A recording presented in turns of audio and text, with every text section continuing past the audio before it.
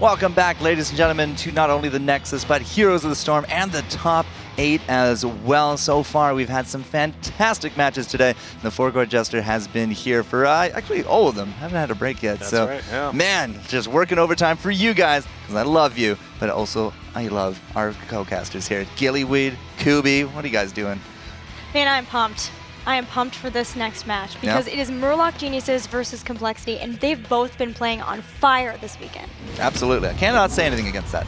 No, of course not. We've been seeing a lot of new strategies being brought in by both these teams. Really big fan of that Ring of Frost play. I'm going to be harping on that the whole time. I hope we get to see it once more because it's absolutely new. But Murloc Geniuses, again, it's just a huge moment for both of these teams. A sigh of relief, but we know it's not over for them. They need to continue vying for that huge prize pool. Yeah, just because you might have actually, gotten into Vegas, it's all about the money now, guys. And as they continue on, I mean, more money, less problems. That's a good way to go. We're psyched about this game. We want to know how psyched you are about it too, and you can vote for which team you think is going to take the series using the hashtag HeroesWC and then a hashtag with the team name you think is going to take it. Will it be Complexity or will it be Murloc Geniuses? Is that how you spell Murloc Geniuses? Oh, I didn't catch it. I don't know. All right. I think so. We'll double check that one for you, ladies and gentlemen. But yeah, those team names are definitely going to be your ticket into getting your voice heard here, Kubi.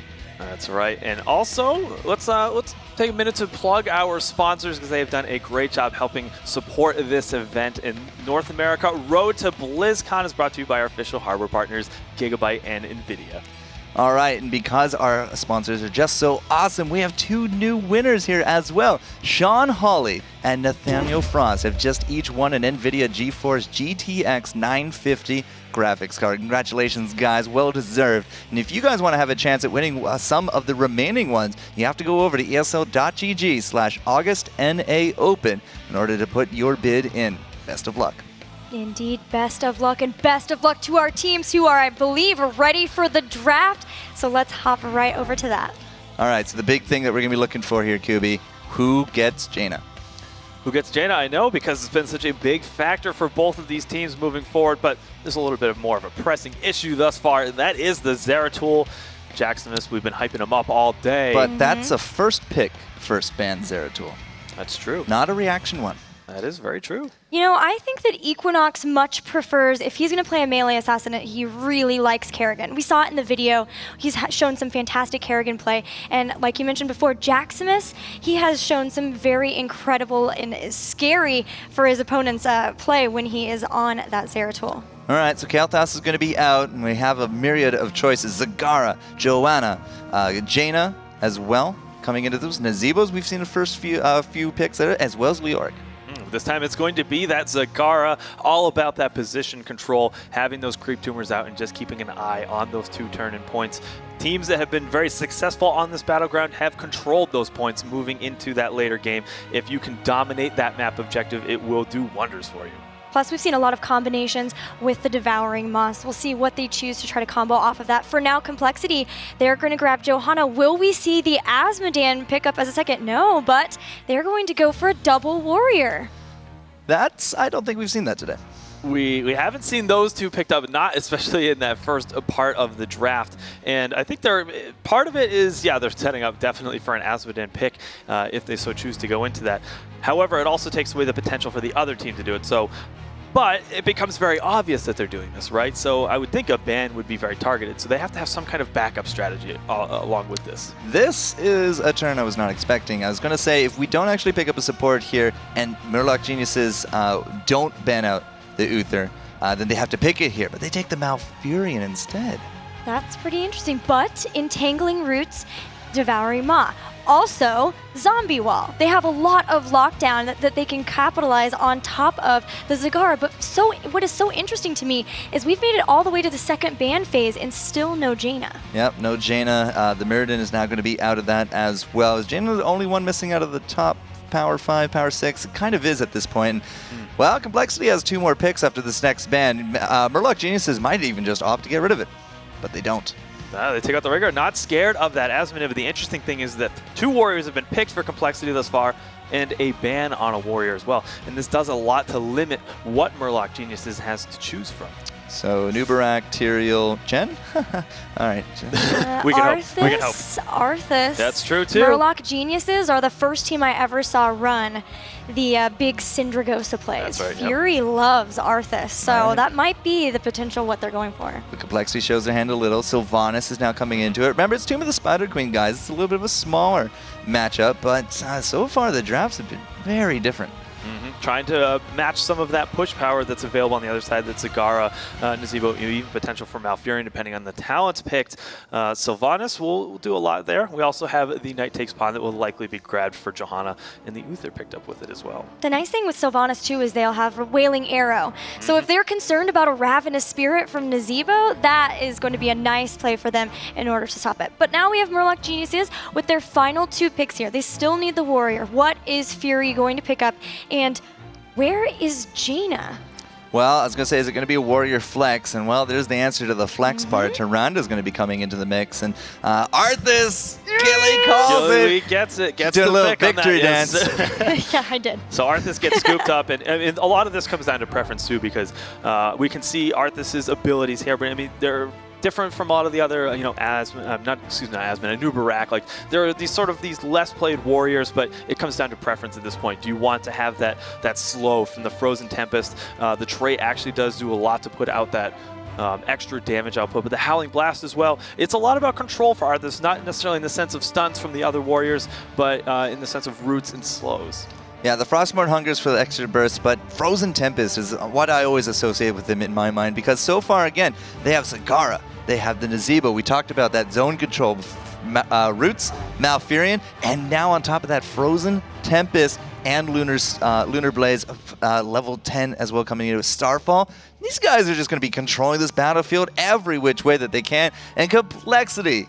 Last picks, the big guy. They are putting a lot of stock into Azmodan in this, considering the rest of the damage output for the team. It's just Sylvanas, which honestly isn't known for that much burst damage. Sure, you can throw out that Wailing Arrow, but a lot of it is damage over time for the hero. So they are putting a lot of stock, again, into that Azmodan. Everything needs to be built around that strategy. It usually is, but if they get slowed down any amount in the early game, it is going to be very tricky moving forward. Well, they have a fantastic comp to actually build around it. Johanna and Leoric, just by themselves, is kind of enough there, but Sylvanas, a little bit later on, well, if she goes unstable poison, maybe not, but at least earlier on, she should be able to help out just a little bit as well, and we're going to have to see if the Kubi is right, if Azmodan is enough on the back of a Sylvanas to make this happen. You cannot discount Jaximus, but at the same time, Blinks is going to be playing out that Uther. We got Caterpillar being using that Johanna. Hans is on the Sylvanas. Jaximus himself on the Bruiser. Expect a very damage-heavy game out of him. And Trummel is going to be our Azmodan for the day. And their opponents are Murloc Geniuses in the red, and we have madtimmy playing Malfurion, CauthonLuck on Nazeebo, Equinox will be playing Tyrande, Faye on Zagara, and there he is, Fury will be playing Arthas. Number 1 Arthas NA? Yeah, I'd say so. Yeah, I'm putting him on the spot, but watch out for some really cool Arthas play. That's all I'm going to say. All right, speaking of cool Arthas play, what do you go for number 1? Well, it is going to be the Regen Master going back and forth. We do actually have a little bit of a skirmish early as Jaximus goes in and looks, to make sure they get that orb damage, but whew, that came close. Right, he nearly went down there. That would have been not as early as our last game's first takedown, but still pretty early on. And looking on the other side, Uther is going to pick up Reach here, so not Conjurer's Pursuit. Looking to make sure that he can actually get those heals out to somebody if they get spread out, separated in the battles, which makes sense when you do have 2 of those warriors. Now, we've seen Reach, we've also seen the Boundless Conviction a little bit earlier on, so a lot of different Uther builds now coming into the mix here. But again, looking for just the stackability here in the mid. Trummel, unfortunately, not really going to get much out of that one, but as we go back and forth, Zagara into the bottom lane. She's really going to be bullying out that Johanna. Look for a little bit more of an advantage going the way of Murloc Geniuses down there. But in the top is Nazeebo versus Sylvanas as well. Yeah, a lot of specialist fights here. It's going to be Johanna who has to drew the short straw and is dealing with the Zagara in the bottom. But still, they're having a lot of rotations up. They're really trying to help this Trummel wherever they can. And Fury and madtimmy are going to have to get out of here. Actually, it might be Tyrande who goes down here. Equinox has to be able to get away. Good zoning, though, from Fury with the Frozen Tempest, slowing people down on that approach. Yeah, he had to use most of his hit points for it, but he is Arthas. He has a self-heal. He has madtimmy right there with the madtimmy, Malfurion. big alpha reference right back into that one. But Jaximus, again, like they're just going to be keeping this rotation going. Asmodan really needs to start getting those stacks. 44 at the 2-minute mark. It's not too bad. We'll keep an eye on that as life moves on. And level 4 is now going to be on the horizon. I think actually it was in the June Open that Trummel had a really good Asmodan game before. So yeah, he is definitely knowledgeable about the strategy, knows when to throw out those clips, which is obviously something you want to do if you're going to be picking up that hero. I believe it's Complexity versus Cloud9 Vortex, and they took a 2-0 both times with Asmodan play. Of course, that was a meta ago, but big stuns coming out on top of the big guy right now, but they just turn right back around. Fury now is going to get it pulled in by the Condemned. There is the all-shell burn. He's trying to get away using the Frozen Tempest as he needs to just slow, and once again, he will get away low, but safe. Yeah, low but safe. It's not that takedown, so if it's inch or a mile, a win is a win.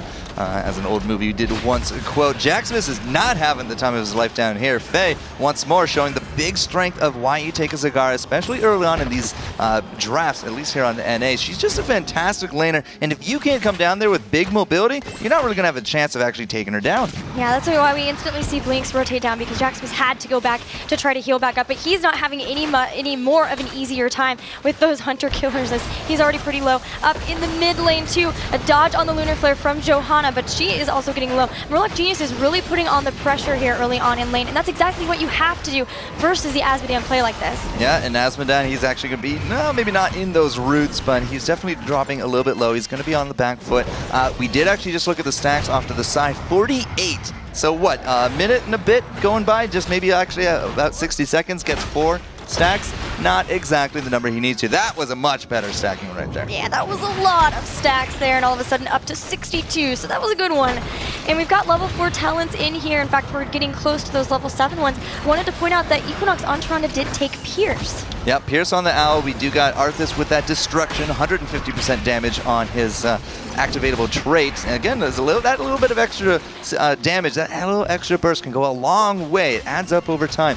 Very nicely, it also returns mana to him. I believe 30 untalented, but we usually don't see the double return coming in. You know, the Pierce is going to be so nice too in conjunction with the creep from Zagara, because of the fact that if they see a turn-in, they can throw out that Sentinel and then hopefully hit as many people as possible with it, stop all of the turn-ins they need to. Well, another orb, we're up to 80, but still, we're definitely lacking behind a little bit. We have been putting up a good front from Murloc Geniuses, and with level 7 coming in, if Arthas is going to be playing as we have been seeing him more often, it's going to be a rune tap coming into this one, just for that survivability. Gidbin's now back into that, as well as the battle momentum, and it is actually going to be the rune tap, and enduring regrowth for Malfurion. No cleanses here today. Oh, and rapid incubation too on Zagara, so still, we're not going to have that endless creep. We're not going to see her trying to just like completely cover the battleground, but with good creep spread and focusing on it consistently, they still will be able to do that. But interestingly enough, we are going to have our first Web Weaver phase, and it will be in favor of Murloc Geniuses. Yeah, 5 minutes in, they were able to finally dunk down enough of those gems, so this is a big chance for Murloc Geniuses to start pushing forward. Now, the Globes of Annihilation will start raining down, but at this point, 80, a little bit over 90 damage. They're not the end of the world. So pushing in, they got to really choose which lane they want to do it in. So far, it looks like top is kind of getting the special treatment. Yeah, that's where they're going to choose to make their stand here. Once again, the first Web Weaver phase, generally you're looking for taking out as many towers as possible, pushing in. If they can get a good push, or maybe they see that the rest of the team is defending elsewhere, they might even try to put on some fort damage. But it's all about trying to get the heroic abilities. Oh. And in fact, they did catch out Sylvanas too.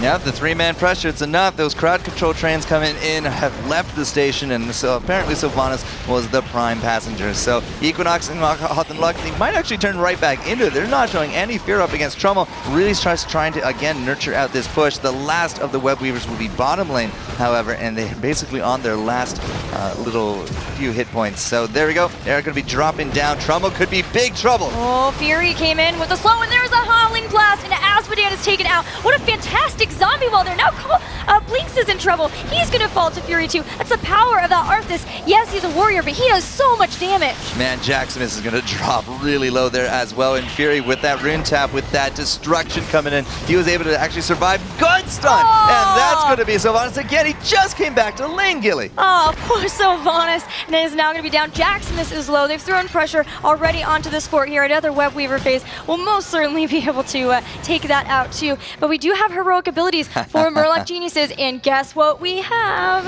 I believe it's your puppy's name, Syndragosa? Yeah, I should get a dog named Syndragosa. That'd be a really awesome dog name. I know, that's why I definitely suggested it. You're welcome. So Syndragosa coming into this one, we are going to have, this is, we talked a lot about this as the counter to Sylvanas, because now you don't actually have the only tool, talking about Sylvanas, for stopping out buildings. You can actually throw that down, slow out anybody retreating, but you can also go fort diving with it. But we're not going to see that quite yet. We're going to go see the throw pit in action. I love this confident play from Murloc Geniuses. They know they have their heroic abilities. They know they have the Hunter's Mark II from Equinox, so they can burn this quickly. It has been spotted out by the Holy Radiance, though. Blinks is here. Are they going to be able to stop this? No, they won't. Oh, very early close. boss pickup from Murlocs. Yeah, nobody else was even in position, and they didn't even care. Like, they found it. All right, cool. We'll take a tower. I mean, it's not the best trade in the world, but hey, they got something out of it. That will be the big push to level 10, though, and that's what they need, because now they can fight. You might see a fight coming in.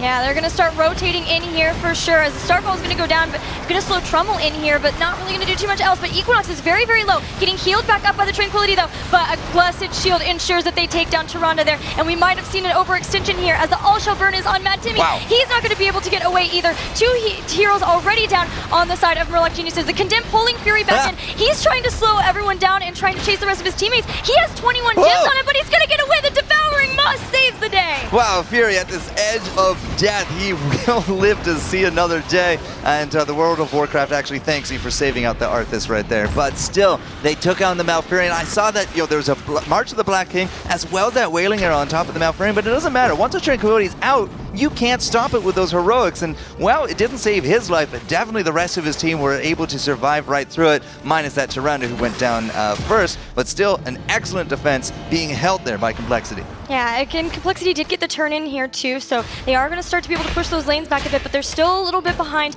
in the experience level. We didn't actually mention all of their heroic abilities, but we did have the March of the Black King, like you mentioned, the Blackpool 2, Blessed Shield, Wailing Arrow, and the Divine Shield to top it off. Yeah, the Blackpool is basically the standard these days for the Asmodee. You just want 75% more damage on your orbs, because that's how we play him. Once upon a time, it was all about the Reign of Grunts, but haven't seen it in a Coon's Age now.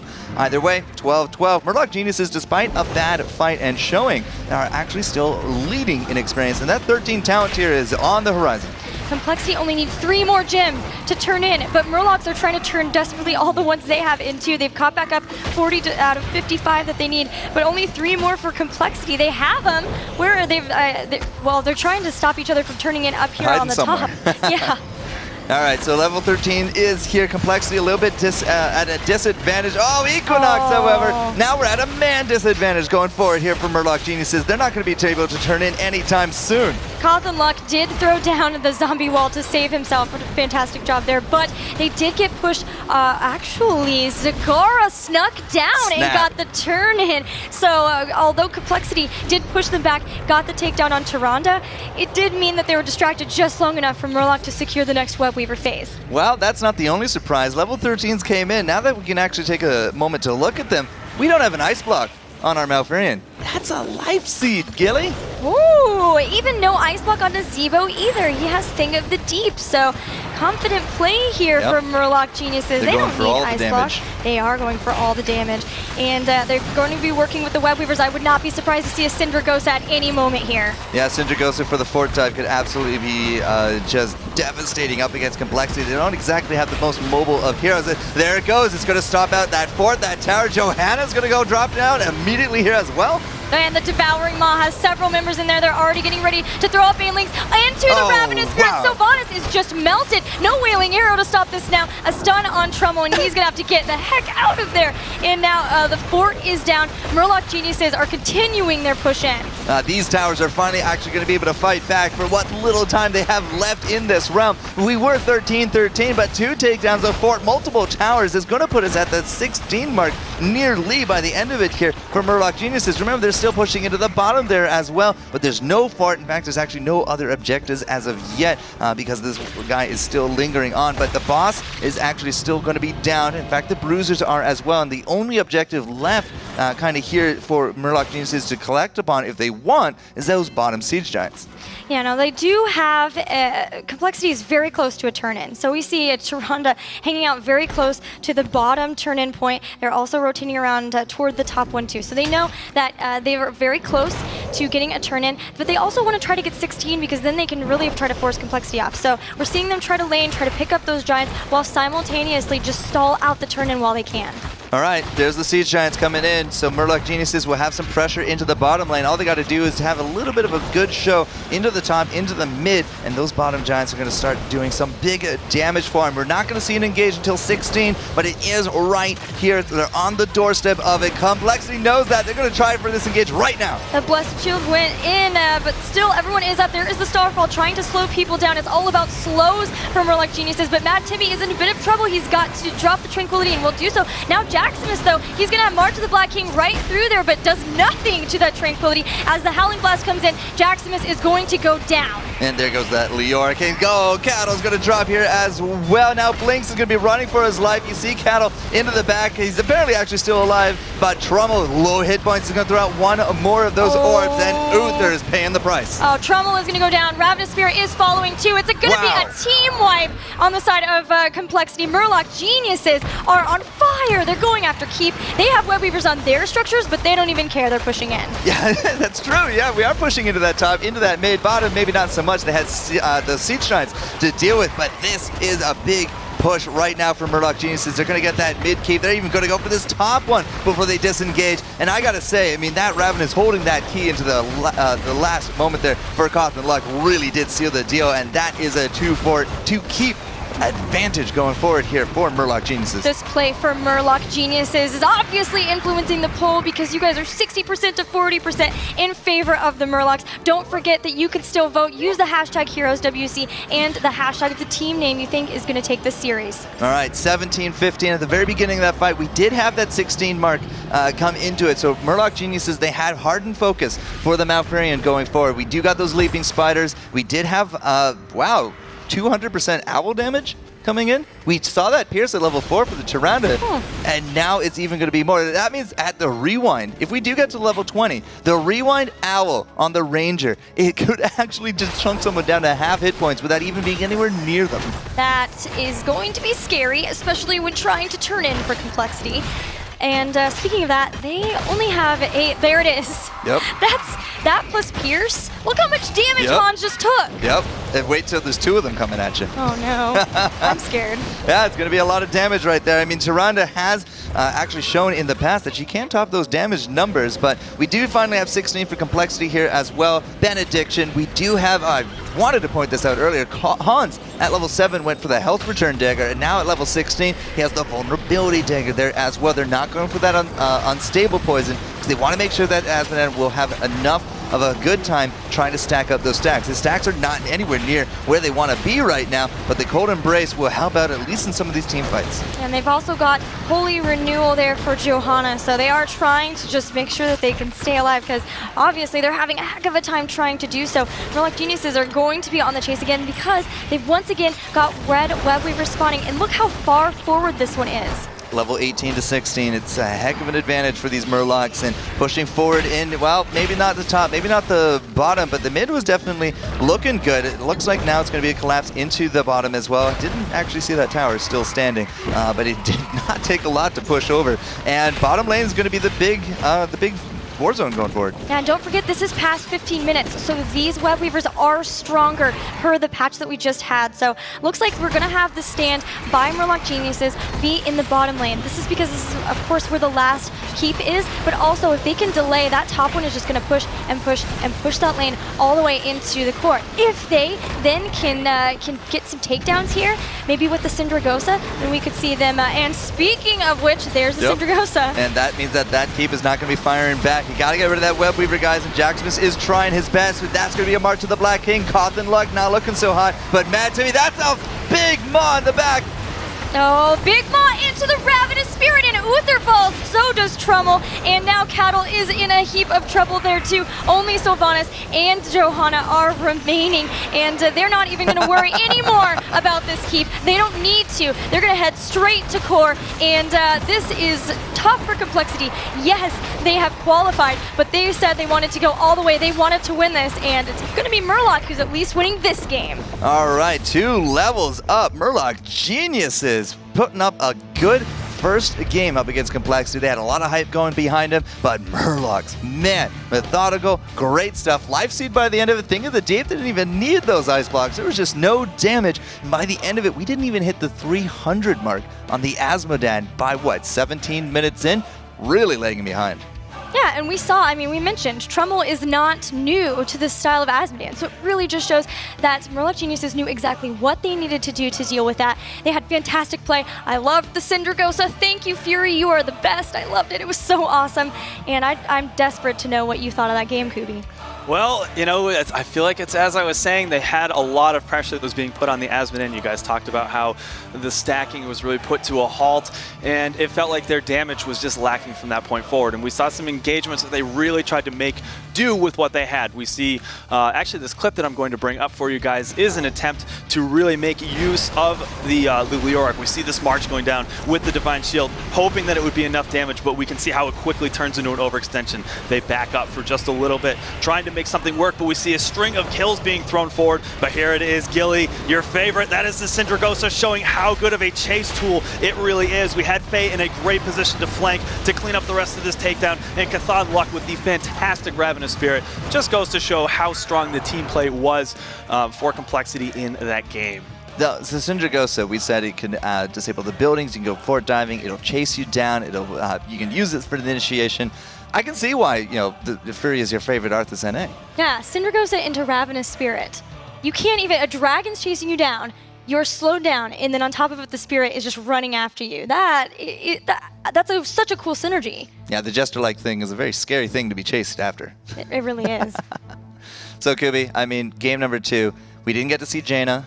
We had a little bit of a different draft. Coming into this one, do you think Arthas is worth banning out of this one? I don't think so. I think Arthas was a strong pick based on what they had. They tried to lock out some of the warriors, and that's really what put Murloc Geniuses in the position that they were in. Now, they're just really showing their flexibility with those picks, and I think trying to go for the warrior lock, it was a cool thing to try. Go for something else. They have a lot of other tools at their disposal, so go with what was working, especially earlier on in the lower bracket.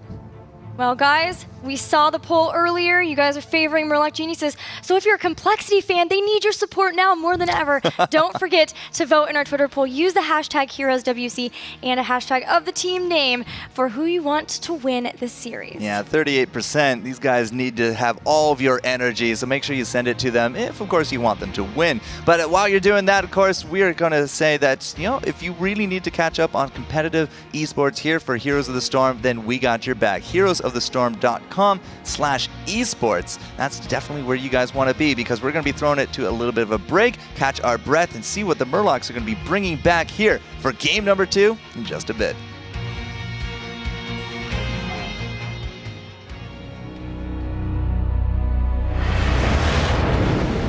As king, I dedicated my life to Tristram and served its people with all my heart.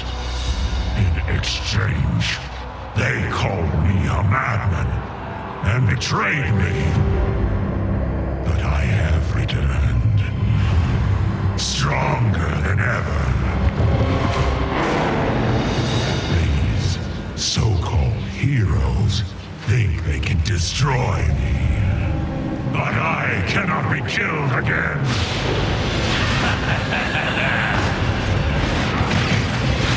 Here in the Nexus, I will have my revenge. I am Leoric, the Skeleton King. And I will only choose allies who I know will never betray me.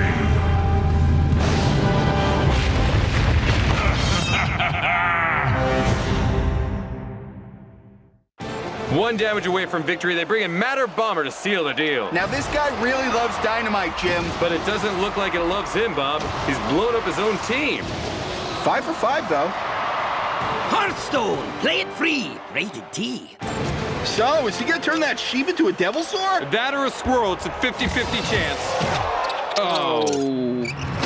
Oh, is he okay? An ogre stepped on him and he's a squirrel, so no. Hearthstone, play it free. Rated T. You know, my role is really to put as much pressure on the team constantly, stay alive, keep that pressure on throughout the entire team fight. My role in Luminosity is the carry, which is the person that makes a lot of the plays. Thinking about what character am I playing, what is my role this game. And then it's basically pretty straightforward. Just going to my lane. I was brought in as a manager. I do all the tedious work for the team. They like to say I'm like the backbone, you know. I kind of give the team direction. I'm also the shot caller. Usually we'll have 3 to 4 seconds of input, agree with them, or I'll just say, no, we're doing this. Once I get into the game, I just make sure I do that role, and that's all there is to it, really. At the beginning of a game, my head is definitely evaluate what my team's strengths are and what my opponent's team's composition strengths are. Because depending on the composition that you draft, you can end up with wildly different win conditions. Maybe you want to take your team to ultra late game, maybe you want to crush them out in the early game, and that's the only way you can win.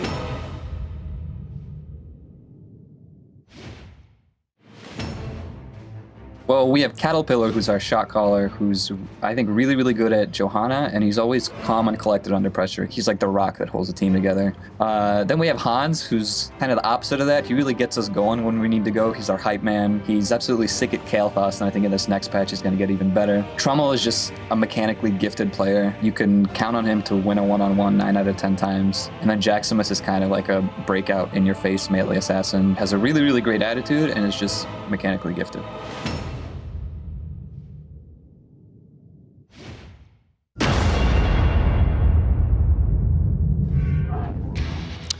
And welcome back, ladies and gentlemen, because this is a great time for you to be joining us. Not only does Murloc Geniuses lead 1-0 in their game series, they are now poised to move on against Cloud9 for not only another tier of prizing, but of course the bragging rights to say, we took out Complexity Gaming. Am I right, Miss Gilly?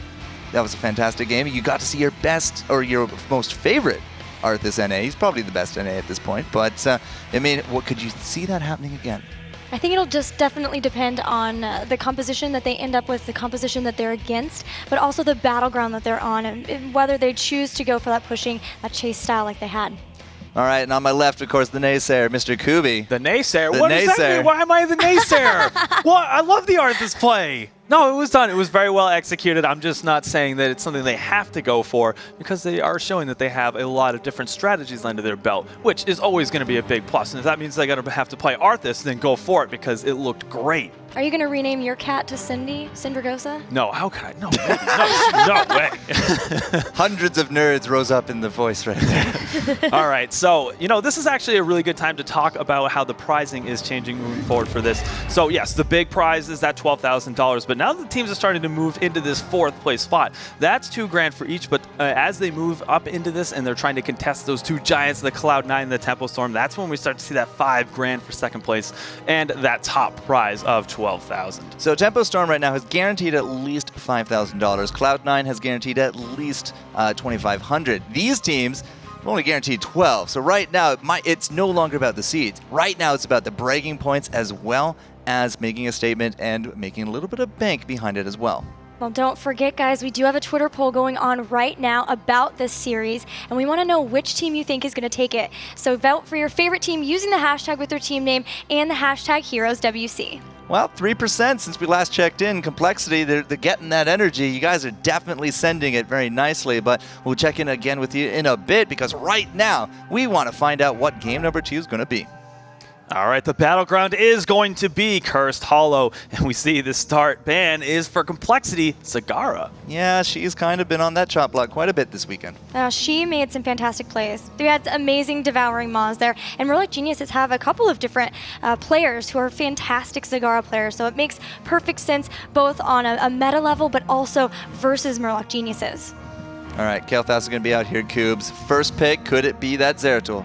I think we're setting ourselves up very well for that. Jaximus is probably jumping for joy right now, saying he gets to play one of his favorite, or at the very least, one of the most well-versed and impactful heroes for Complexity. So I'm looking forward to it. All right, so how aggressive do we go now for Murloc Geniuses? Well, that's pretty aggressive with an Abathur. What do you think to follow up here, Gilly? It looks like Leoric. But I'm pretty surprised because now I really feel like Complexity is going to say, hey, why don't we grab Jaina and then run the Void Prison into the Ring of Frost again? That's totally an option here in Murloc Geniuses. Yes, they have Leoric and Abathur together, but that was a huge playmaker for Complexity in past series. I think that's a really good point that you bring up, Gillian. I will be so disappointed if we don't see the Jaina picked up here because I think it's a pretty easy ban for Murlocs. They saw how effective of a strategy it was in their previous series that got them here, got them qualified for that America's Championship. We'll have to find out to see what that pick is. Now, we talk a lot about Johanna threatening Asmodans, but on Cursed Hollow, that possibility drops quite a bit. It's a little bit of a bigger battleground. The lanes have a good amount of spacing between them. It's not unheard of, and well, it's not going to be picked up at least yet. But with that Nazebo now for Complexity, I mean, he can definitely do what Zagara as a ban can do as well. You know, you sit in a lane, you're not exactly easily ganked, you have a lot of disengaged tools, but as well, he also needs to stay in that lane instead of going ganking so that he can get those stacks. Well, Murloc Genius had a lot of different ban choices to have to deal with. It could have been the Asman, but like you mentioned, it's more difficult. It looks like it will be Jaina. So they're saying, yeah, we like playing Jaina, but nobody gets her for this match. Kubi just did the greatest I told you so face. Complexity, why? No, you had the opportunity to run your stuff and you didn't grab Jaina, you went for Nazebo instead. Okay, well, you know what? They better show me something awesome. They've done so thus far today. We need to see it keep going because they've had that really successful tool taken away from them. Speaking of really successful tools, Illidan has also made a very big mark in today's games, and as the meta develops for North America moving forward, I think he will have a mainstay. I think you just called Illidan a tool, which is quite funny to me. He is a betrayer. Murloc Geniuses, however, will continue on with the Uther. They're not going to get their Illidan, but Leoric, Abathur, what melee are they going to pair with this, if any? They don't have any ranged on the board yet, Gooby. Ooh, and they're going for Tyrande. They cannot only have a ranged Tyrande. I don't think that could work. But they could be setting up for, I don't know. There's so many options. See, that's the thought. Kerrigan, Butcher, somebody, melee, and then they have no ranged except Tyrande. That's true. That does get quite scary moving forward. We do have the 2 picks from Complexity. Before we get to that point, we see the Vala, so that is going to be probably all of their damage. We will see the support grab. Is it going to be Rhaegar or Malfurion? Well, it can't be an Uther. Looks like Rhaegar. There it is. Yeah.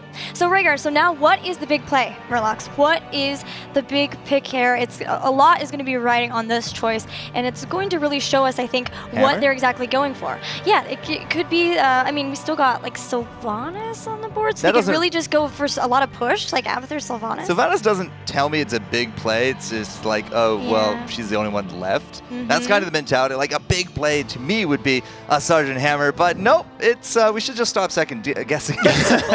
There's melee heavy Murloc Geniuses. Yes, there is the Kerrigan, and you consider the combination between Kerrigan, Tyrande, and the Uther. There's a very large amount of lockdown, and if the roaming is anything at all threatening between these lanes that you were talking about, yeah, sure, there's a lot of space there. But there's also a good amount of corridors between those lanes, so some scary spots that could be put forward. Honestly, Kerrigan's playground, if you ask me, for those tribute fights.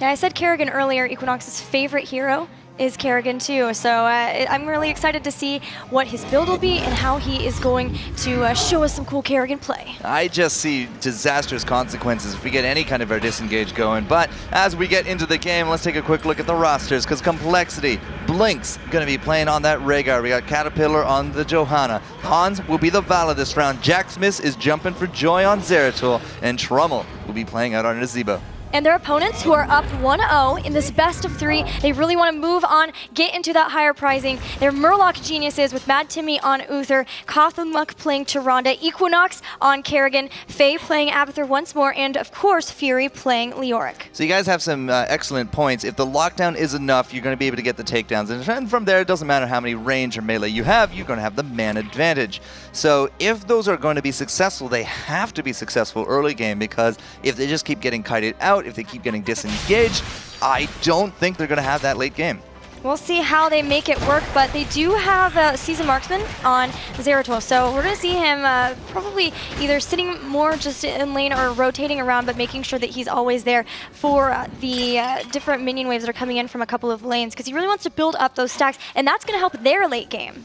We're not showing ourselves here into the bottom lane. It's just that Uther Fury up to the top as well, and only Abathur to hold down the mid. So far, this roaming, not entirely too sure it's kind of gaining any ground here from Murloc Geniuses. What is... No, Faye is baiting this so hard right now. Oh my gosh. Does Jaximus see, like, what type? Okay, Singularity Spike. What? He's so scared to go in, rightly so, because there's Equinox right there, and that's just going to be a bolt away. Yeah. Okay, good job, Jaximus, for not falling for that. Equinox did pick up Sharpened Blades at level 1 too, so looking for more damage on that Impaling Blades. Envenom Nest, so a little bit of a more mine-heavy build coming up from Abathur, because honestly, I think they're really going to need that. Their late game, if they can't get this early working, they're going to need that split push pressure late. They need to try to, you said it's a playground for Kerrigan and crew for a lot of these tributes. They're going to have to try to make a big use of that so that this Abathur split pushing pressure will kick in a little bit later on. This Abathur is amazing. I love that Faye's just sitting in lane versus the Zeratul. Yep. Are you kidding me? Yep. That is so ridiculous. They're not even there. Yeah, and they're not even there. But they don't know that. I know, exactly. That's why it's so cool. Faye is just blowing Gilly's mind right now. Look at all the nests. She can just walk right Jax, through it. jump her. She wants you to jump her right now, Jax. Come on, no context. Level 4 is coming in as well. Spirit Walker's Grace for our Blinks, but wow, a level 4 town coming into that. You don't see that one every day. No, I believe that's the enhanced heal on top of the shield. Yep, so we're probably going to see an Earth Shield there at level 7. Is there anything really worth cleansing? No, I take that back. If they don't take a cleanse, that's a heck of a lot of lockdown that they could potentially have to just eat. Yeah, we're looking at more of them. Still got the Toxic Nest build too. Here comes Equinox on to Jaximus though. CauthonLuck trying to come in and help out, but that's just not going to work. Yeah. Not against Zeratul. Not against laning Zeratul. Right. Well, all right. The Abathur's still blowing our minds, but we've got some pushes happening in the other ones, and more importantly, the tribute about to spawn here in bottom. All right, so who's going to go to it? Abathur's actually going to transition into the top, so now we have Leoric there mid. Nobody to team? Nobody? Equinox? All right, so Equinox is going to reposition. Got scared for a minute there. CauthonLuck just chases away the bad battle. Don't worry about Equinox. Yeah, there you go. So he's going to pick up that tribute, no problem. 47% complexity's really risen in these polls. Make sure to vote out there, guys. Heroes WC and your team name, because we love absolutely to see these numbers change. All right, we've got Abathur, who has moved up to the top now, and a Hammer of Justice into the Primal Breath, into a Lunar Flare. I don't even know if that one was needed. Nazeebo took so much damage from those Sharpened Blades, and the first takedown of the game for Murloc Geniuses. It's Sharpen's Blade, but it's also that Hunter's Mark.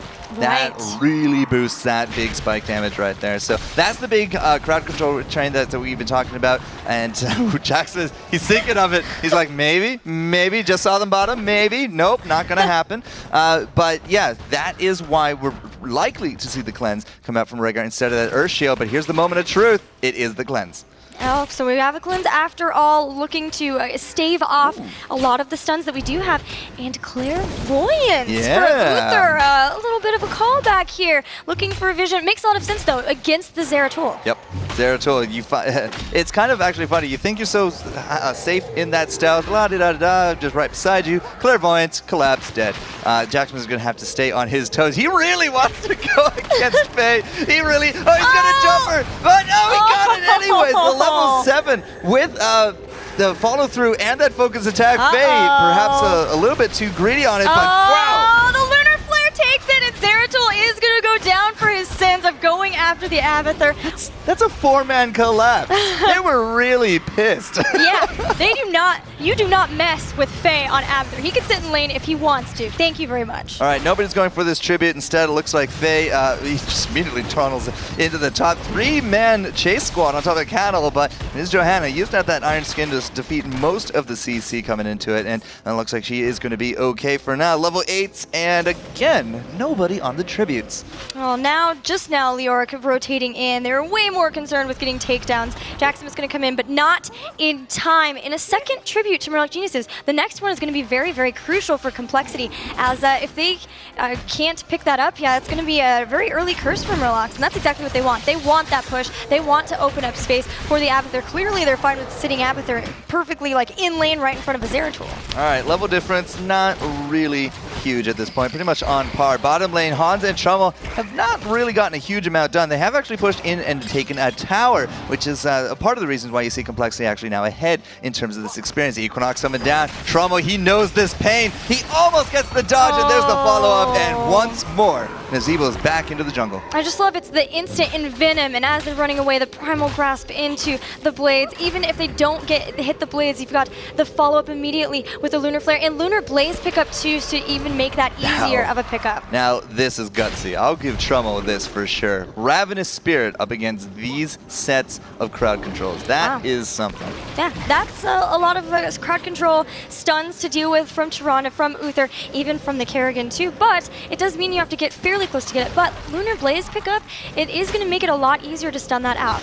And we've got our next tribute. We've got heroic abilities for both sides too. We've got ultimate evolution for the Abathur. We'll see who we choose to pick up. Their Trummel is going to be pulled back in. We've got double Kerrigans in the Void Prison though. CauthonLuck just barely making it in there too. He's so incredibly low. Divine Shield will go down to try to help him as the Strafe is going in, dealing a lot of damage though. Tirana falls. madtimmy is going to go down. Ancestral healing there as Vala is going to be taken out, and Rhaegar will too. Equinox is so low, but Faye is going to go after and be able to get a takedown of her own, and now only Cattle is here. Where is Nazeebo? He's all the way back at the base. Yeah, well, Nazeebo kind of dropped really, really early into that team fight, but nobody was able to take down the clone, and the clone lived for so long. Cattle is now going to try this 1-on-2, but that was really a bad idea, as the security guard with the hat, as Mr. Babel would call it, is just absolutely going to make this work. Now that is a heck of a dodge right there from Trummel, and I think, wow, he's just going to turn around with the Ravenous. Oh no, but Fury doesn't care. He's got the symbiote too, but he's not going to be able to take him out, as the rest of his team had come back in there. So Trummel did bait out, being able to take out the Fury, the Leoric too,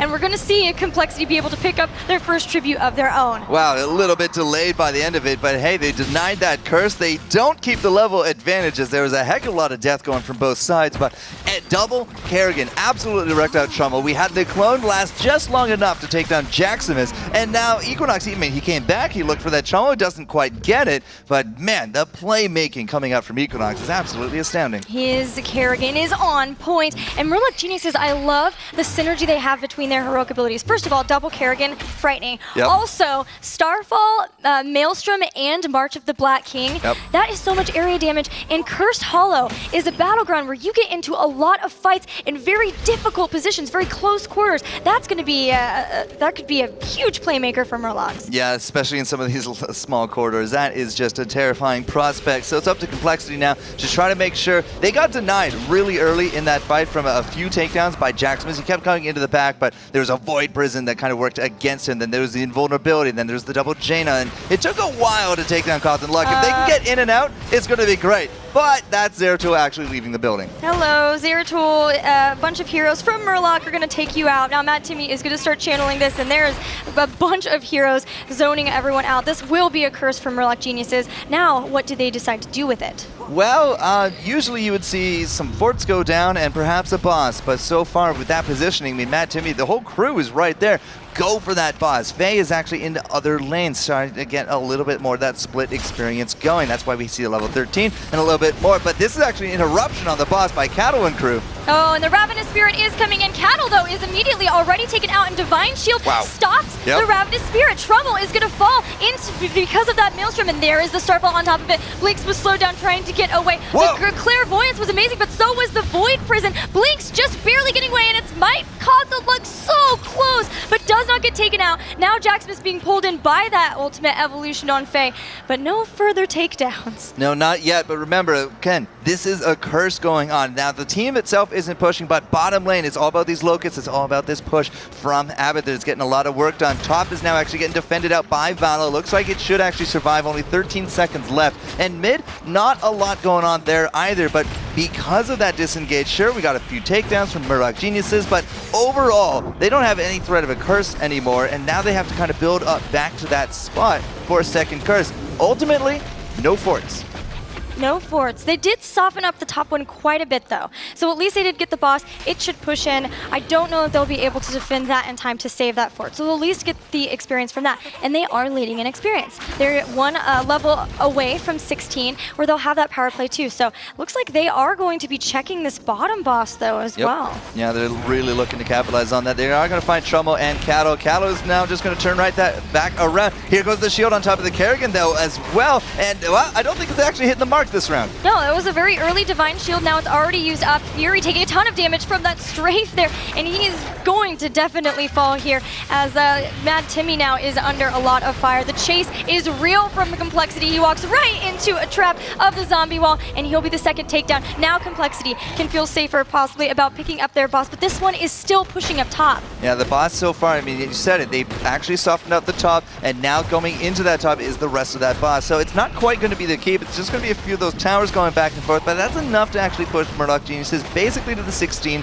mark. And now Fury, he didn't go really that far. He's a Leoric. He has a heck of a shorter death timer, and he doesn't actually have to hoof it back from the fountain. So they have actually made Complexity disengage out of the boss. So it's pretty much a hollow victory going forward. That's the clone on Faye. Don't worry too much about it. Jaximus is going to drop low. Well, he's going to eat an owl, or well, a little mini phoenix with that skin, the Blood Elves. But at the same time, 16-15 for the advantage. We did get the curse. We have a little bit more of a swing going to Murloc Geniuses, but you know, Complexity is defended very well. You know, that's really the power of having a Leoric on their team, is that Murlocs, even though they lost 2 heroes there in that battle around the boss, they were still able to challenge that because they had the talent advantage. Leoric was back up, and teams feel pretty comfortable challenging a boss 4v5. Yep. I mean, it's very frustrating to play against. It's awesome when you have the Leoric on your team. Unless, of course, you know, he's that Hero League Leoric that dies 25 times in 5 minutes, but... Leorici? Yeah. Oh, that sounds terrifying. But Complexity and crew, I mean, they're definitely playing very cohesive as teams. Look at this. Murloc Geniuses, they're looking for that rotation. This boss is a big objective right now for both these sides, but we do hit 16 before a big fight, and Caterpillar, well, he got hit by a trap, and now he's getting jumped. All right, Equinox is going in. There is a condemn, but he is dropping so fast the power of that Hunter's Mark, and now they couldn't even save with the Ancestral Healing now. There is the Clairvoyance. Once again, such great usage of that by madtimmy to try to spot where the Zeratul is trying to flank in there. They're really trying to ensure that they don't get hit by a surprise horrible Void Prison from him. It's actually double Tyrande to go with it this round, not double on the Kerrigan, but this also means that the Abathur, he's actually missing into this team fight. We need to get that head on top of him. He can also go get that tribute, but wow! That's a bit of a misstep there, and now already 2 are down. Tyrande falls 2, and now Complexity turned that boss fight right around, taking out every hero here from Murloc Geniuses, and they're going to take the boss. The tribute should be spawning too, or did it already spawn? Yeah, Faye took it. Faye tunneled in and took it. That's what I was trying to get to before they, of course, went and obliterated Murloc Geniuses. That clone, it doesn't have a lot of health, or it won't have a lot of lifespan. It doesn't really matter what his health is. But at the same time, you know, everybody was down there. They knew it. Faye was able to actually pick up that tribute, so it's not going to be a 2-3 threat from Complexity, but you know, even then, Complexity is saying, all right, well, you took over to Johanna, there's nothing you can do to actually stop out our Ravenous, and that really worked out well for them.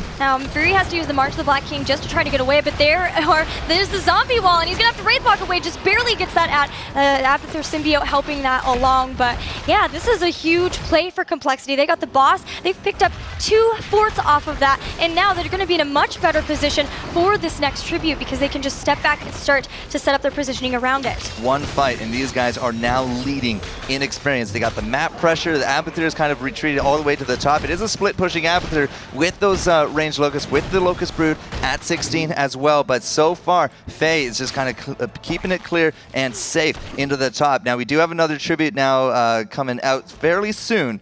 But at 18-18, and now Complexity taking the momentum swing, this is basically their game now. Yeah, this is huge for them. It's fantastic turnaround there, and Murloc's just being a little bit too overly aggressive around that boss, but we do have some 16 talents and some pretty interesting ones. Tyrande picked up the True Shot Aura, so giving extra attack damage to her allies is going to come in very handy to that Kerrigan. Also, I wanted to point out the Kerrigan herself grabbed Essence for Essence. That's a new talent for her. It does the same thing as Blood for Blood, but instead of returning it as health, it returns it as her assimilation shields. Yeah, so it's not quite the permanent health, but hey, shields. I'll take every survivability trick that I got at this point. Equinox is feeling good. I mean, so far we've had a heck of a lot of engages that have basically been won by that Equinox, but now it's up to them to kind of seal the deal with these last few remaining team fights before level 20, if we even get any, because on the horizon is going to be that 19-20 threat from Complexity, which means if we want to have a big team fight, now that we're 19, Murloc Geniuses needs to try to find it and make it happen. Murlocs are looking, they send out the Sentinel. I wouldn't be surprised to see possibly even the Clairvoyance. They're trying to figure out where exactly Complexity are setting up. Yeah, they know where the Zeratul is, but this is a big deal. They have a tribute about to spawn. Complexity is further along in experience, and if they pick this up, it'll be a curse for themselves. But there's also a boss, so this is a very tricky positioning for both teams. I can very faintly hear the Diablo 3 treasure mount. It really confused me for a moment there. I thought I was playing Diablo. Well done on that one, Blizzard. But as I said, this is a big deal. Fury, nobody's actually going over to the Blinks, and Fury is going to be way too late to it. He's now used the Wraith Walk. He's way too far forward. And the Void Prison on 2 more members means that Fury is going to have to march the Black King too, but took so much damage he just got taken out in it. Ravenous Spirit on top of the zombie wall too, but it does get canceled out. The 2 Kerrigans trying to do as much work as they can, even though they don't have their Leoric, and now Kerrigan has dropped the real one, and Faye's ultimate evolution is not far behind it. madtimmy desperately trying to get away here, but the Hungering Arrow doing so much damage here. Cattle is right behind, so is Hans. CauthonLuck and madtimmy, the 2 supports trying so hard to stay alive, and because of that, Condemn, both will fall. All right, this is a red team curse. We still got 30 seconds on it, but there's no keeps, no gates even down at this point. But we do have the level 20 advantage for Complexity. They're probably going to get in and get out. I don't think they can actually go for that core, but if they do, then oh wow, Murloc Geniuses is going to be in a world of hurt. Yeah, they're going to pass right by it. Maybe they looked like they were. No, they're going to just go ahead and take it out. They're going to try their hardest right here. Yeah, well, I guess, yeah, they had to take it down. It looked like the middle keep may have already been down, but no, it is here. But yeah, they are moving in. Murloc Geniuses, with just a couple of missteps here, are actually going to lose this game. And guess what, guys? We are going to have a game number 3 to see who moves on to face Cloud9. Man, so many game 3s today. It's absolutely a pleasure to be at this desk and see these firsthand, because Complexity really living up to their hype that perhaps they weren't able to in that first game. But geez, I mean, it came down to it. Like, I really thought that the double Kerrigan really nailed that coffin. Nailed that coffin. Nailed. I see what you did there. Bam. Yeah, it was really good. They had some good plays, but there were some very good Void Prisons. That Jaximus Zeratul play is absolutely stellar. And I mean, it really, that one boss fight really cost Murloc so incredibly much. And I'm just really impressed that they went for the core, because me looking at some of those death timers, not quite reading them correctly there, QB. I might have told my team to back off, but they didn't. They knew exactly what was up. They were feeling very confident with that play, and you know, the early game was looking a little bit rough for Complexity going forward, and we started to see some really interesting plays with the double Kerrigan, providing so much control, and I heard you guys calling out about how many stuns were available to deal with the Ravenous Spirit. But I'm going to show you guys a clip of a time when the Ravenous Spirit was very, very impactful, and this is that fight that you guys were alluding to. So we're going to pause it right here, and I just want to make sure that we are highlighting how good of a position this is for the Ravenous Spirit for this reason. So we see this going out. It's going to be putting a lot of pressure forward as that Void Prison gets released. Now you can see Equinox is actually in a decent spot to leap over the wall, but what's that going to do? That's going to put him in a terrible spot to try to follow up. So we're going to go ahead and advance this replay here as we move a little bit forward, so we can see that. There it is, the Void Prison, and as it gets dropped there, it just puts the team in such a bad spot, and since everyone was ready to rotate in, this is really where things started to crumble for Murloc Geniuses moving forward, and it was just all about that really good positioning on the Ravenous Spirit. It was a 4-man team wipe. They didn't have their heroics. By the end of it, Abathur actually tunneled in to go pick up that tribute. That was really the only thing Faye had available to him, but some really cool Abathur play, some really cool Kerrigan play, but is that the best that Murlocs have to offer here? Oh, I don't think so. I mean, they really did play very well. I think it was just a couple of maybe overextensions there from them, but I think they were feeling very confident. Obviously, Faye's play on that Abathur was showing us that, laning versus a Zeratul that's sitting in lane. So I think we're going to get a very close, awesome Game 3, and I cannot wait for it. Speaking of Game 3, get on social media. Use the hashtag HeroesWC and the hashtag of your favorite team to make sure that you guys are voting to represent who you think is going to advance to that lower bracket finals against Cloud9. Man, another percent there to Complexity. They're really gathering that energy. Let's see if they can Kamehameha their way to victory for game number 3, because we're going to take a quick break, and when we return, we'll have to see if it's going to be enough. Game 3 hype, ladies and gentlemen. We'll see you in a few.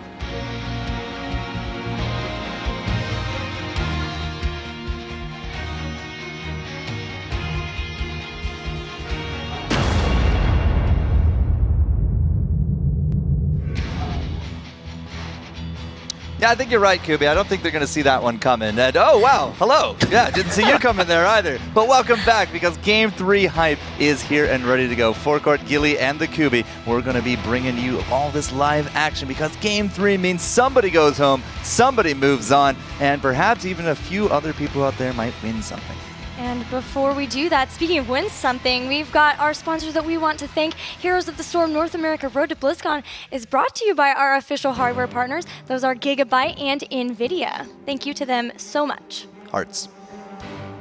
Come on, Kubi. All right, geez. All right, I'm in there. Good. Jeez, guys. Throw me on the spot like that. 1, 2, 3. Gotcha. All right. Lots of hearts to them. As, we talk, draft number 3 coming in. Yeah. We've seen a big favoritism in a few of these battlegrounds, and my personal prediction is we're probably going to see Sky Temple for Game 3, Kubi. Yeah, I think so. It just has to do with that control that they seem to be very, very familiar with. I'm talking Complexity, of course, and if they can get that combo, I've been harping on it so much, but I want to see that Zeratul Zagara into Ring of Frost once more, and they've shown, especially on Sky Temple, that they can control that, manipulate the spots to hit multiple heroes with those control heroics, and then follow up with that burst damage from that Ring of Frost. Just so exciting. So in summation, I think it'll be Sky Temple. Let's find out if I'm actually right or not as I throw Kubi under the bus, as the Game 3 draft is ready to go here in just a mere moment. And ba-bing! There it is. Jester 1-0. There it is. 1-0. Well, we've already got the Zeratul ban, and I don't think anyone's surprised about that one. They had to deal with Jaximus' Zeratul one time, and that is enough for Murloc Geniuses.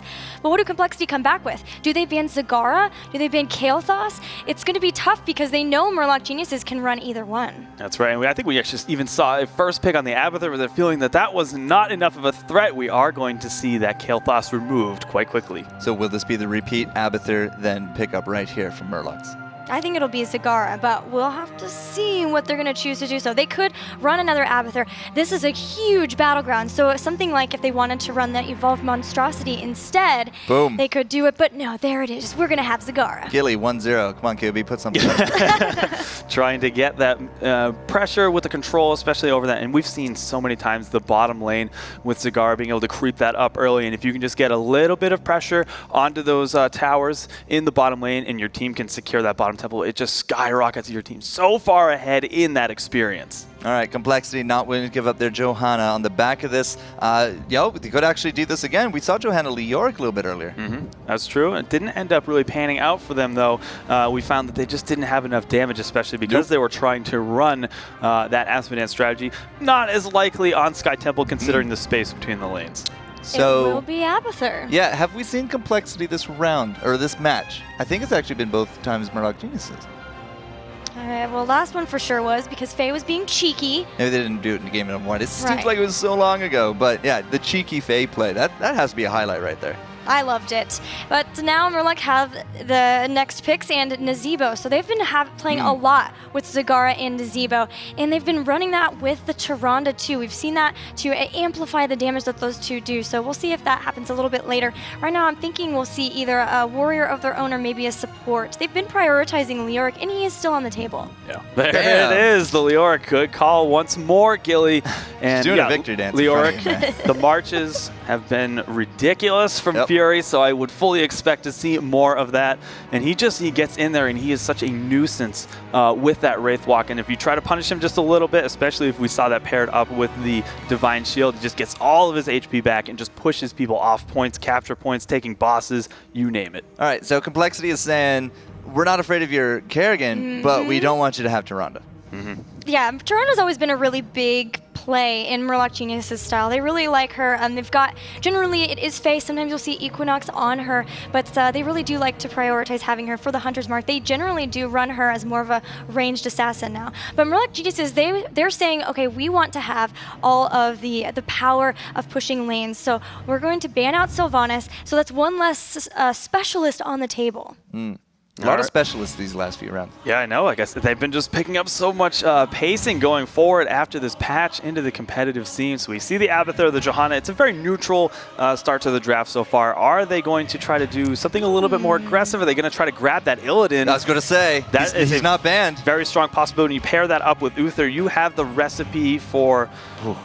Bala, I guess. We are going to see that picked up. It could still happen. Don't get me wrong, especially Johanna in there for the control, one of the great peel artists as a warrior.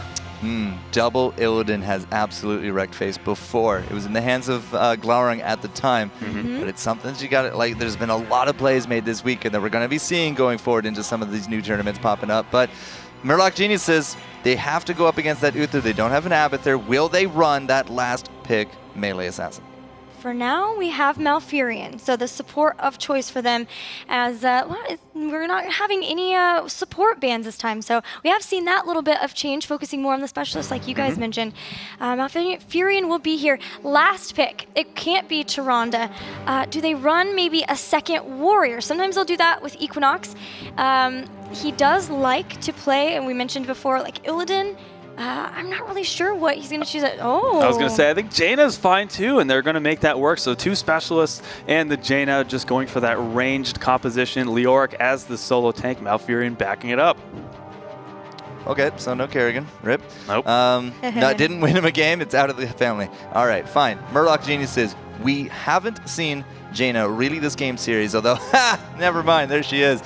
Kerrigan will actually be off to the side. Not the Illidan that perhaps we were looking forward to, and we were obviously looking for the Kerrigan on the other side. But Jaina was something that we really wanted to see from Complexity. We really wanted to see some of that Ring of Frost, but now it's Murloc Geniuses. Now it's they're the ones actually running it, and the other side of the bracket is going to be the Kerrigan on Complexity. It feels like they just swapped, worlds collided right there. They just swapped, right? And then we're going to see that Kerrigan picked up with the Abathur clone, and it did a lot of work in that last game, but from Murloc Geniuses' side of things. So, well, this is game 3. We'll see if they can replicate that strategy and pull some success with it. You know, Murlocs could also run Ring of Frost. We haven't seen them do it, but they do have the Devouring Maw. I hope so. I sure do hope so. That is a point. Zeratul was banned, but the Maw into the ring setup, definitely a possibility. Kubi, last thoughts? I think that the Jaina, the triple ranged, has done a lot this tournament so far. Tempo Storm really showing that it is quite the strong composition. They're looking to replicate that. I don't see why it wouldn't work out well for Murloc Geniuses here too. All right, so Murloc Geniuses has Kubi's vote, but it is pretty much neck and neck. Game 1 going one way, and then game 2 bringing us into a third. Complexity on the left-hand side, looking to seal the deal. Blinks on that Uther. We got Caterpillar on Johanna. Hans is on the Abathur. This is exciting. Jaximus is going to be on that Kerrigan, and Trummel on the Vala. We've seen Jaximus play some awesome Zeratul. We'll see how his Kerrigan is, but their opponents also have one game in this series. It's Murloc Geniuses with madtimmy playing Malfurion, CauthonLuck on Zagara, Equinox playing Nazeebo, Faye will be on Jaina, and Fury, of course, playing Leoric. All right, now I'm reminded of July. We had Sky Temple. It's game 3. The game-winning play basically came down to Hans on Abathur with a backdoor build and Mule, and it just absolutely wrecked Cloud9 Vortex. Well, he looks to be doing that again. He's already taken the Toxic Nest pick up at 1, but also siphoning Impact for Kerrigan, so going for a little bit more of a sustainable build, as if it hits an enemy with the Ravage, you get 10% of your maximum health back. We could very well see Clean Kill, which returns mana on top of that Ravage at level 4. We'll keep an eye on that for sure. It's a heck of a lot of mana return. We have seen Sharpened Blades in the past, but this time siphoning Impact just shows that there's more than one way to build any of these characters here in Heroes of the Storm. We once again have reach there for Uther, so he can get a little bit farther into the distance while still being able to heal out his team. And the Hungering Arrow build has been very dominant here for Valas today. In the bottom lane, we're seeing, of course, we have CauthonLuck, the Zagara down in the bottom, but Cattle is also here, Cattlepillar. He was here, but now we're going to be heading up because we have the first temple phase, and they're going after Fury. He's going to Wraithwalk right away, though, and for now, we're going to be trading out the temples here, but a strong push from Murloc Geniuses as they're able to kind of add extra damage to it, saving some of the shots from this temple. You can typically tell if a team is going to be pushing into the mid or the top based upon how many people they send there. If you have a lot of people, 2 to 3 in the top, you're probably going to be favoring out that top temple because you can push with it, and if you can do enough damage early on, especially if you have these range, the Nazebo can easily push in, Sylvanas, Zagaras, that kind of thing, you can actually get a lot of work done into that fort, and then maybe you can even clean it up for an early fort a little bit later on. So that's what I'm seeing here from Murloc Geniuses. We do, of course, have the mid being controlled by Complexity, but the bottom lane is Zagara versus Abathur. Now, Zagara's going to keep pushing that one in, and you're seeing a little bit of a lead now generated for Murloc Geniuses because they're not exactly getting all the soak into the bottom. Oh, but they did lose Jaina, and that's going to help Complexity pull that back up. Primal Grasp or the Condemn into the Primal Grasp almost takes out Equinox, but madtimmy there able to help him get away. So a good save there, but we are going to have level 4s for both sides, and there is the clean kill for Kerrigan. Man, you're just some kind of clairvoyant prophet here, Gilly. Well done. Clean kill and the siphoning. Who knows? Battle momentum?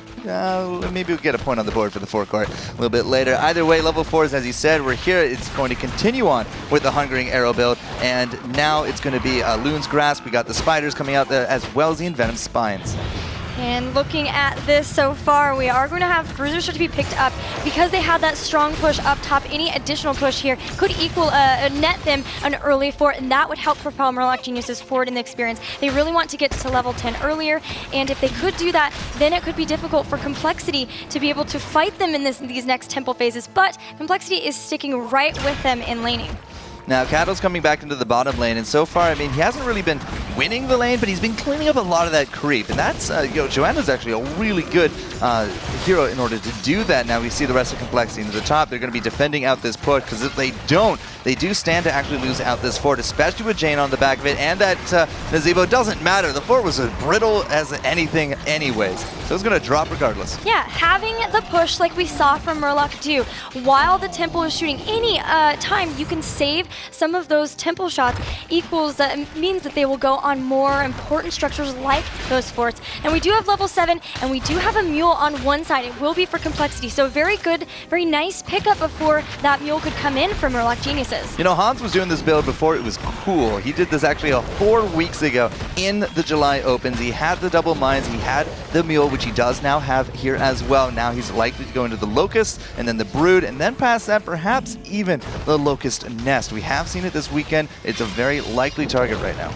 Now looking at, while we're going into the bottom lane too, we also have Paralyzing Rage once again for Fury on the Leoric, so they are going to be able to have more control. It offers more slows, and that paired with the Jaina and then all the other CC they have, I mean, that even with the Wrath and the Spirit possibly later would be very scary to have to deal with.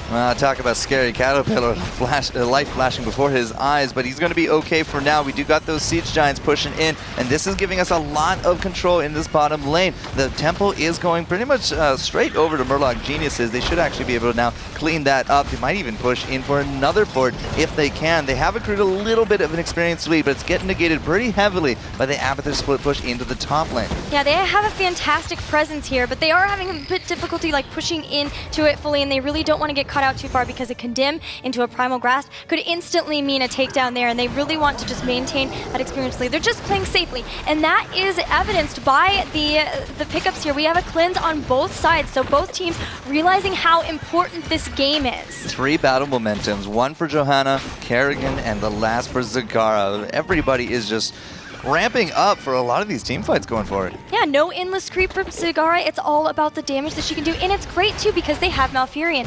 A Battle Momentum Zagara is very mana intensive, but the fact that they have Malfurion for the Innervate is something that's going to be really helpful for them. They're going to be able to sustain in fights and deal a lot more damage there. All right, not willing to give Kerrigan the chance. It's going to be that Gargantuan coming out. There's the March of the Black King, the Maw as well. No Ring of Frost, I'm sorry, Gilly, but will be the more standard water elemental for Jaina. Their opponents on Complexity have picked up the Divine Shield, Ultimate Evolution, Blessed Shield, Maelstrom, and then Strafe. So a lot of area damage and even area stuns there too. And wow, what a great dodge by Equinox. Yeah, he just said, okay, I just played that hero, Jaximus. I know exactly what you're about to do. And he really actually did put up right there. So good dodge out of them, and we'll keep him going. The Stone Bros and the Siege Giants just not going to get anything done into this bottom lane, but the rest of everyone is still pressuring hard. Where is the Abathur? He's cloning up. There, and the Primal Grasp went in on CauthonLuck. Not going to be enough to take him down, but Fury did take a ton of damage there. Was able to Wraithwalk away, and now Gargantuan and Equinox are on the chase here. They're trying to slam down, deal what they can. The chase is on for Murloc Geniuses, but Complexity, oh, I thought they were safe, but the Devouring Maw has two people in there, and immediately we have Roots underneath it too, but Maelstrom is coming in, dealing a bunch of damage to Zagara, pushing her away too, but they're just as quickly throwing right back on top of Jaximus. I gotta say, Jaximus right there, I mean, the Complexity save was basically immaculate. Like, we had that big Maw go down, and then he immediately jumped in, stunned out all the aggressors, and that just allowed the rest of his team to walk away. Well, not quite fancy-free, but at least they're still here to fight, and this fort is taking its licks. Yeah, all their heroics to Complexity have been used, so they've got the Ultimate Evolution, but other than that, now there's still March of the Black King for Leoric. So Murloc was feeling pretty confident there, but they're still just trying to keep the pressure on, poking where they can, and there, with that last minion wave pushing it in, the spiders will finish it off, and now a second fort down on the side of Complexity. Murloc Genius is realizing that they're up against a mule and playing it out perfectly. Yeah, the mule is great if you don't actually kill anything. Right. But if you do, well, the mule, it's not going to rebuild that building.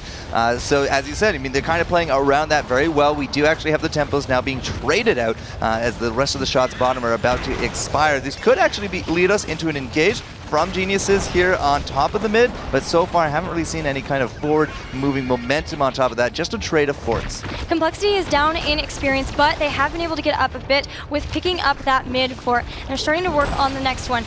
Trading out normally when you're behind in structures is not something you want to do, but because they do have the mule, it's not as dire for Complexity to have to do that. But Murloc Geniuses are coming in trying to claim the rest of the shots on this temple. All right, so they are actually going to try to contest this, but so far Fury, I mean, he took a heck of a beating just trying to get up to this. There's nobody sitting on the point right now, and it looks like Complexity will hold it, but oh, Fury, that's a heck of a dodge at the hit points. Oh, it's not going to hold. Right into the Blessed Shield too, and now Malfurion is down too. So is Nazebo, a triple takedown right away for Complexity.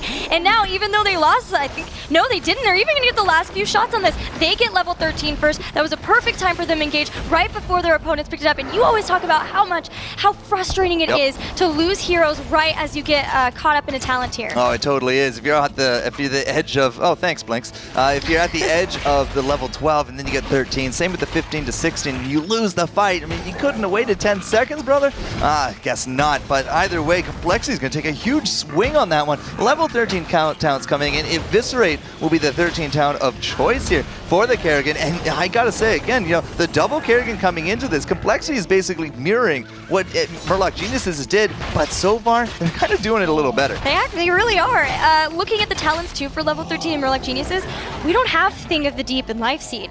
We have double Ice Block this time, so scared. Yeah, they are far more scared, at least cautious.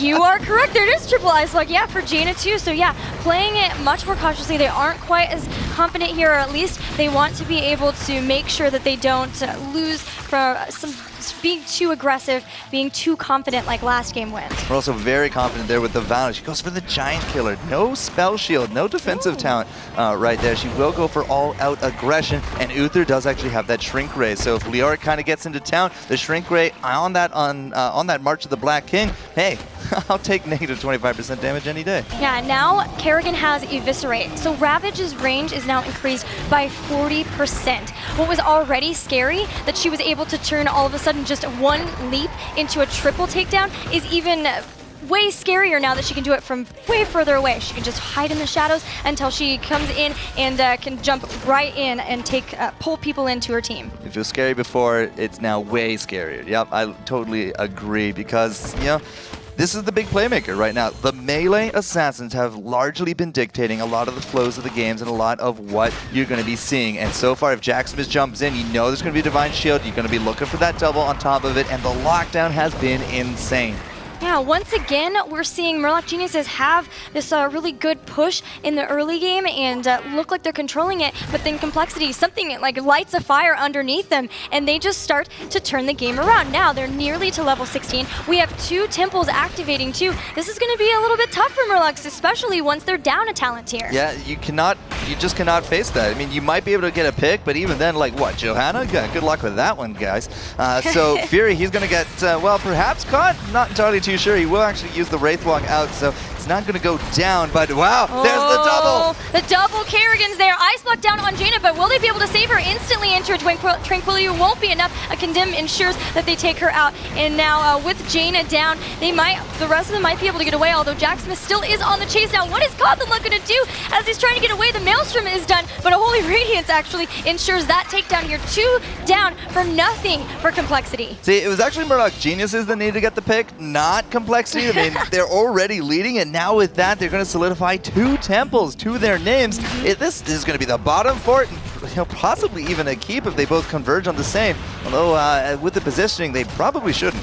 And remember, there's no mule on the side of Murloc Geniuses, so all of this damage is permanent damage. Abathur was holding was down in the bottom, looked a little bit scary here, but actually he is going to be moving back. So Murloc Geniuses can't contest these. They don't feel confident. They don't know how many heroes are at each temple.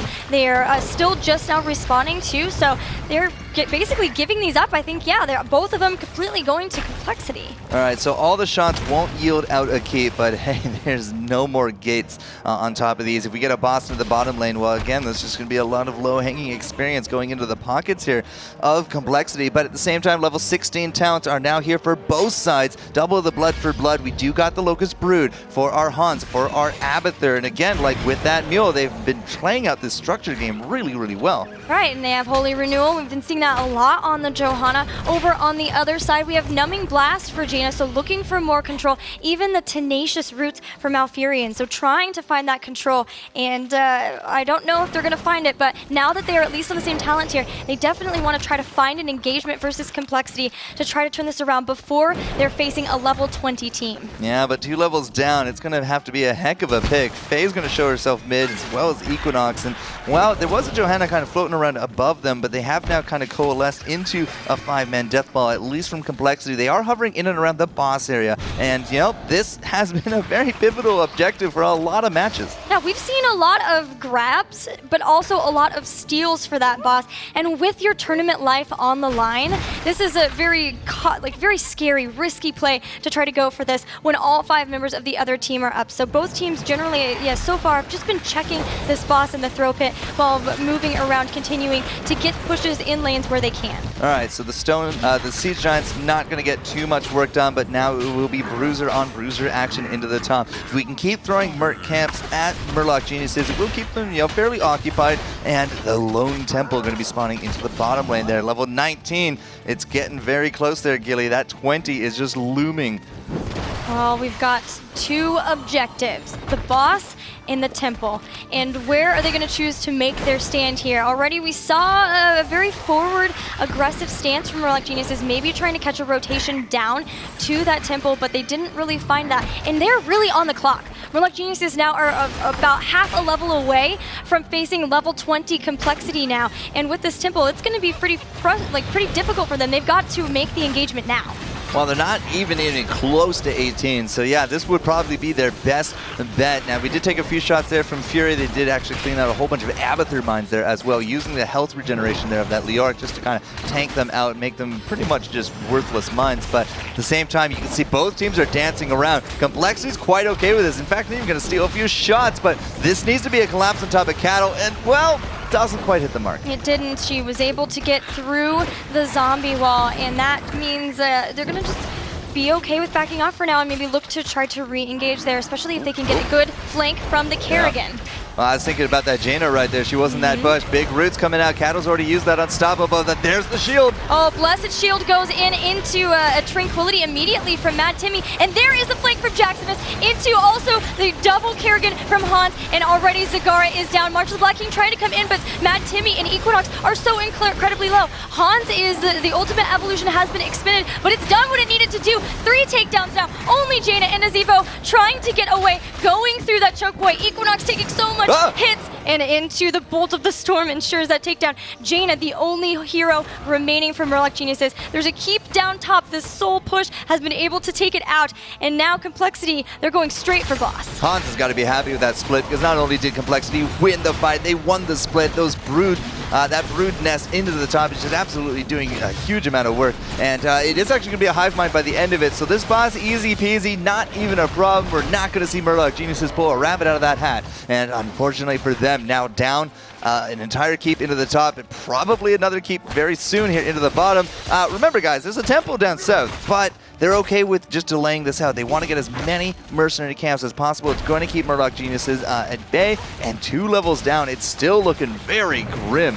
Right, they don't have to go for the bottom temple right away like you mentioned, because they know that Murloc Geniuses has to deal with this pressure on them. So it's much more favorable for them to pick up the boss, ensure that it can't be pushing against them instead, and then go down for it. This boss is willing away on the keep, shouldn't be able to be a keep by itself, but look where the temple is attacking. That will be another keep down on the side of Murloc. Those 5 shots, is that going to be enough to chew through those hit points? Not entirely too sure, but it's going to be very low-hanging fruit by the end of it. There was nobody pushing with that boss, nurturing out that boss, and Murloc Geniuses were able to just chew right through it.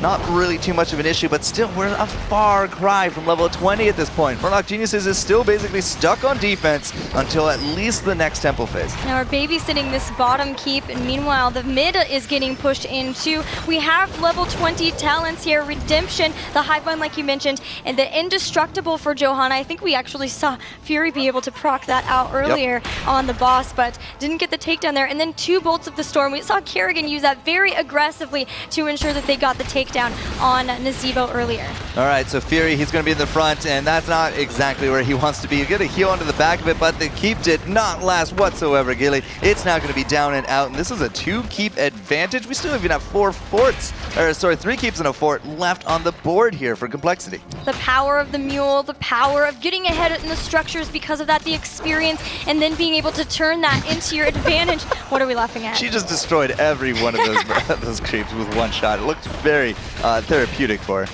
Well, this is looking really tough for Murlocs now, as they're not even going to be able to pick up any pressure. This is what Complexity needs to do. They just need to keep the pressure on. They can get this, rotate back if they want, grab their own bruisers, or they can choose to force their opponents to try to answer that, and in that amount of time, rotate down and start putting pressure on the final remaining keep. But we do have 2 temples spawning for Court. Yeah, I'm not really thinking that you kind of need to rush down any type of keep. Remember, in a big, long, prolonged team fight, I mean, the Abathurs is basically going to do it for you with those locusts, with that brood at 16, the hive mind for the fights, and the clone for the extra Kerrigan light. It's a very good winning situation. Either you win the team fight or you don't, but at the same time, the locusts do the work for you. And, you know, Complexity, they don't need to rush it down at all. All they need to do is really get 1 temple, and they secure a keep. So there's 4 Bolts of the Storm on the side of Murloc Geniuses, and Needs that mobility. Yeah, 1 hardened shield. So we're really seeing Murlocs take this very cautiously, but they have at least grabbed this temple. They're trying desperately to not allow Complexity to put any more damage on their structures, but I don't know. There's still even another temple, and I think if Complexity, we can see Kerrigan start to rotate around. There he's on his way.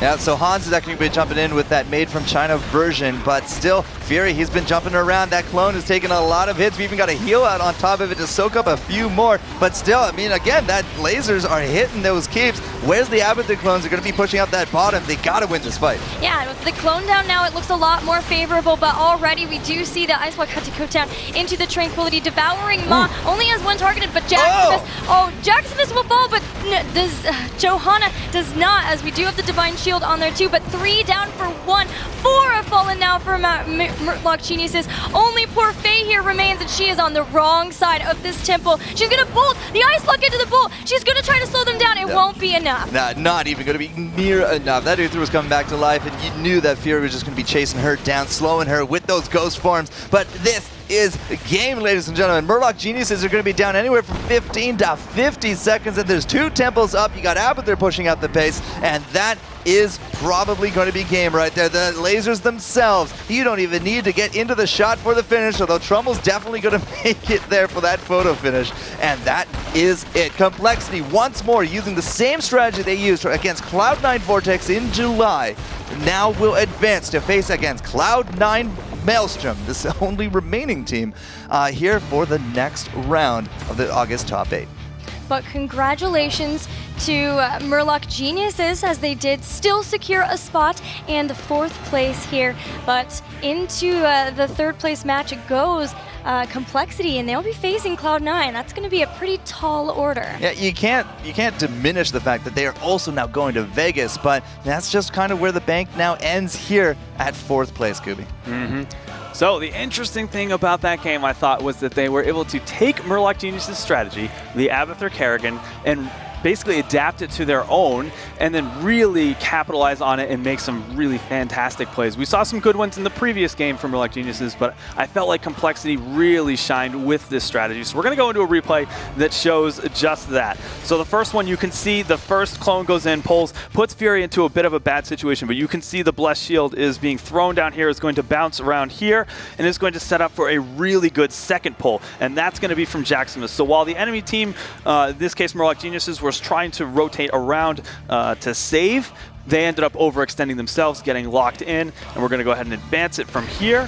And you can see that pull, a very nice setup. We see the Condemned to follow up on that, the Strafe. There was so much damage to follow up on that, but there were so many plays throughout that game where we had the double Kerrigan that was getting multiple sets of stuns together, and it felt like even if you were able to dodge one, there was a second waiting to follow it up. I mean, yeah, you might have the reflexes to dodge one, but 2, wow, you gotta be like Superman or something. It is so freaking cool to see them take a strategy that Murloc's used against them and then say, we can do that better. And they did. How awesome is that? Now they get to move on. They're going up against Cloud9. They get a revenge match, too. The possibility for some revenge, as Cloud9 were the ones to send them down to the lower bracket in the first place. All right, ladies and gentlemen, Game 3 is now come and gone, but we still have a few games left for you yet. We're not quite out of it all, but the next one up is going to be Cloud9 versus Complexity, and guess who's going to be in the finals waiting for them, Gilly? I believe that is Tempo Storm, who is ready and willing to accept whomever, but they did say they'd rather face Cloud9, so maybe Complexity can get that revenge and go up and even follow that lead into taking out Tempo Storm. You think it's possible, Kubi? I think they absolutely can do it with especially some of that play that we saw them showcasing, but they have a large hill to climb. They fell 2-0 to Cloud9 in the upper bracket, so they've got to figure out some kind of a different strategy to move forward. All right, so that's going to be on the horizon here, ladies and gentlemen, and you know, we did talk about a little bit about Cloud9. Now let's talk to Cloud9 because they have a heck of a team, and you're going to see them here when we return. I grew up in Las Vegas, actually. I've lived here my whole life. I spend almost all my time hanging out with my team, playing heroes. I'm from Berkeley. I was a student majoring in economics. Now I am in San Francisco. I live about a 10-minute drive away from K1. We get together pretty often, at least once a week. I went to college and just couldn't find anything I liked there. After that, I just started pursuing gaming. I was born in China and I moved here when I was 7. I'm doing this and seeing where it takes me because not everyone gets a chance to do this kind of thing. Being a professional gamer, to me, it means living the dream, basically. I get to mix my passion and my job. I couldn't think of anything more that I'd like to do. It's just gonna mean really hard work. We're gonna constantly compete. I'm just really excited to just win on LAN in front of an audience. Like that's the dream, just being up on the stage after victory. I probably think about that moment every single day. I definitely love playing at LANs. I think it's a lot of hype and pressure. Performing definitely feels good there. Our newest addition to the team, Fan, he's a really strong player. So I've actually met all of Maelstrom before from a Blizzard-hosted event. My Berkeley dorm team got matched up against Maelstrom, who was #1 at that time. The things that basically keep you going, prevent you from getting burnt out, have to be the big moments, I guess. If you ever have doubts in yourself or, you know, in your play or in your choices. It's really nice to have someone else there. Basically take snapshots in your head of like when something really crazy happens. Those are kind of the moments that you keep playing for. A lot of people told me I couldn't do this. They obviously don't know anything about this world, so I'm not going to take their advice at all. They're just normal people who think everyone lives a normal life, but that's not how it is. And I have what it takes, so I'm going to show them all. At the end of the day, it's still a game to us, and I think we're happy that this is what we're able to do for a living at this moment. I don't feel like we have some, you know, secret or specific edge on everyone. I think we're just all around really solid, and that's enough right now.